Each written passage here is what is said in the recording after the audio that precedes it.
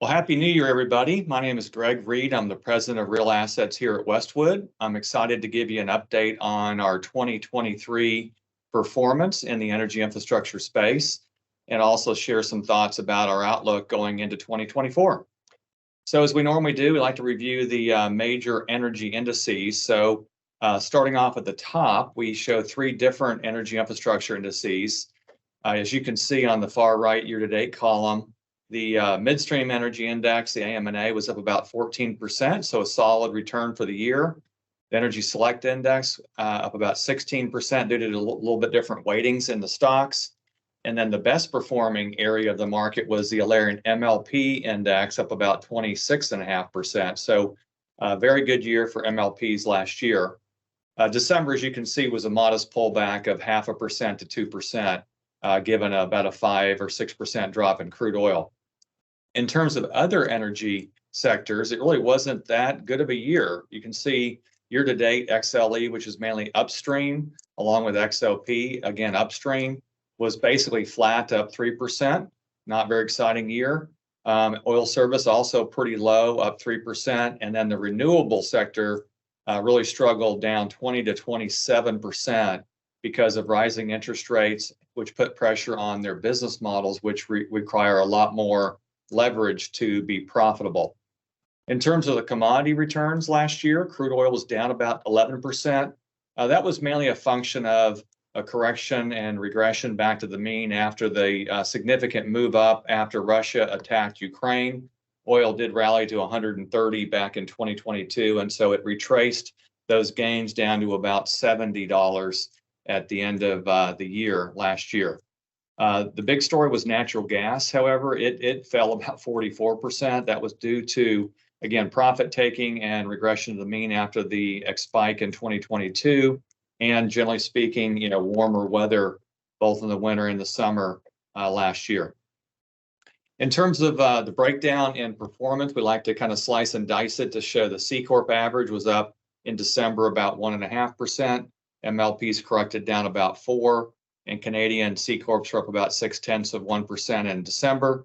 The real story is the year-to-date performance. You can see here the C Corp average was up about 8%. MLPs are up 21%. And by the way, these are just the price return. You have to add the dividend on top.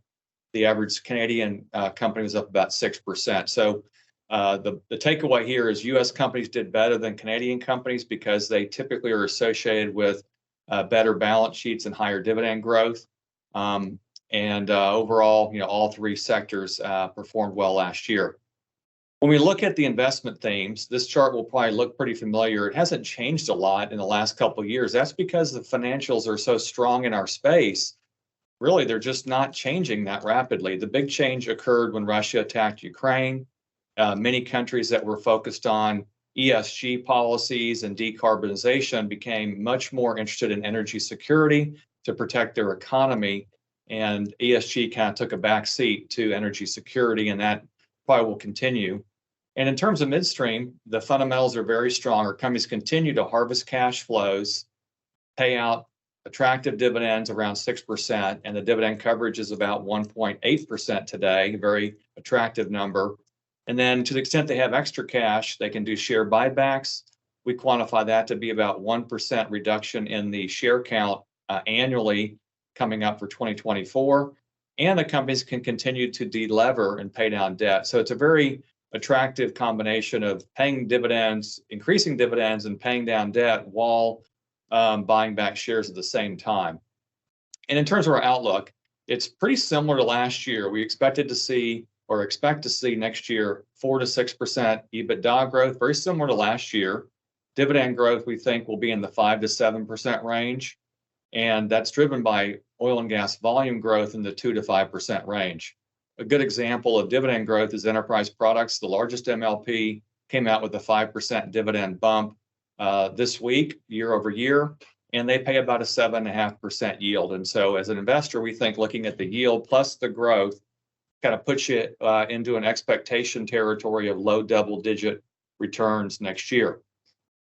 Now, in terms of the longer-term situation, we believe, and the EIA and other government agencies basically confirm this, that the current producers are underinvesting significantly because of the world's focus on ESG, the pressure on oil and gas companies from financial firms on lending. And so at the end of the day, we have a problem building of underinvestment in traditional oil and gas. We need to replace about 70% of our oil and gas production over the next 17 years. And our investment pace is running significantly behind the level required to replace that production. So we think that itself sets up a very attractive energy sector for the years ahead. And then lastly, kind of wrapping up, we like to try to quantify, what will drive returns. The best chart we've come up with is this chart here showing the components of return. And over the last 5 years, which is kind of a full cycle, is pre-COVID, COVID downturn, and then recovery. So it includes a down market as well as recovery markets. We've made about 13% return actually in the AM&A index over the last 5 years. Our chart in the far right shows that about 60% of that came from dividends, about 24% came from dividend growth, and only about 16% of the return was explained by changes in valuation. So if we kind of translate that same type of view to current numbers today, what we see is the dividend yield is about 6%. The dividend growth rate is about 5%, and the gain from share buybacks is about 1%. So that leads us to believe that the base case return is around 12% for 2024.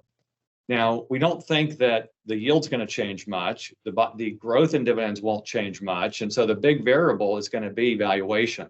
Does it get a little bit worse, which would lead to a lower return? Or could it get a little bit better and could lead to a higher return than that 12% base case?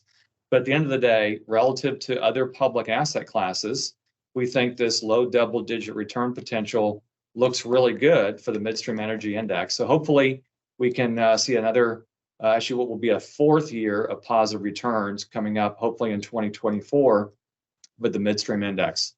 So thanks for tuning in. Happy New Year, and look forward to talking to you again on our quarterly call at the end of January. Thank you very much.